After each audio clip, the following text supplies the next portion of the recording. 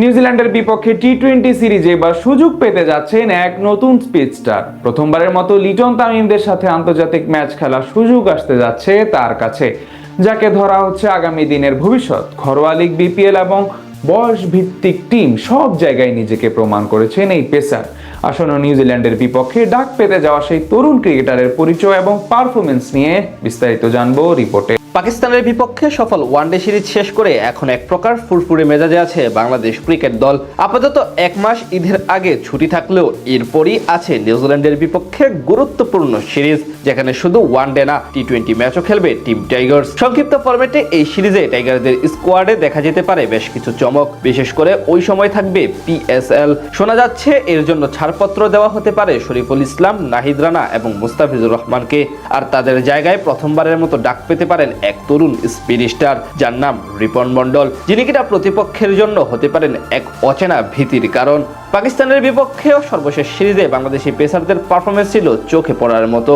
এখান থেকে বোঝা যায় বর্তমানে টাইগার পেসাররা কতটা বিশ্বমানের। তাছাড়া এখন পাইপলাইনও বেশ সমৃদ্ধ, সেখানেই সবচেয়ে আলোচিত নামগুলোর একটি রিপন মন্ডল, যিনি কিনা ঘরোয়া লিগে পারফরমেন্স করে ইতিমধ্যে সকলের মন জয় করে নিয়েছেন। বল হাতে গত এক বছরে অসাধারণ পারফরমেন্স করে নির্বাচকদের নজরে এসেছেন এই পেসার। রিপনের সবচেয়ে ইতিবাচক বিষয় হলো তার বোলিং ভেরিয়েশন। ফিজের মতো স্লোয়ার যেমন করতে পারেন, তেমনই লঙ্কান কিংবদন্তি পেসার লাসিথ মালিঙ্গার মতো ইয়র্কা দেওয়ায় বেশ পারদর্শী। গেল রাইজিং স্টার এশিয়া কাপে ভারত ও পাকিস্তানের বিপক্ষে নকআউট ম্যাচের পারফরমেন্স যার সবচেয়ে বড় প্রমাণ।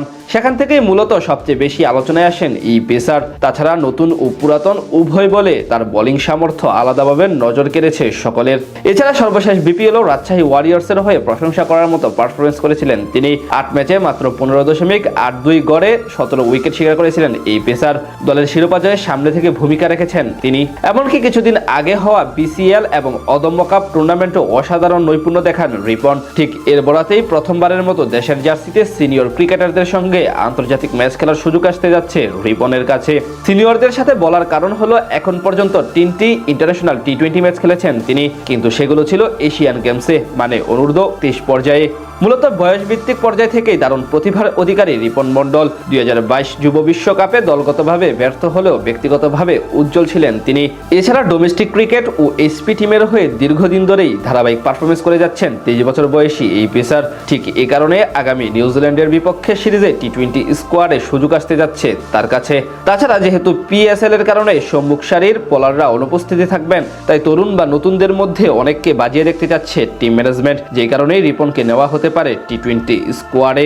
এখন পর্যন্ত 36টি স্বীকৃত সংক্ষিপ্ত ফরম্যাটের ম্যাচে 59 উইকেট শিকার করেছেন এই পেসার। সবশেষ বিসিএল এর 4 ম্যাচে শিকার করেছেন 8 উইকেট। সেখান থেকে বলা চলে এবার আন্তর্জাতিক ক্রিকেটও তার কাছে থেকে ভালো কিছু দেখার অপেক্ষায় সকলে।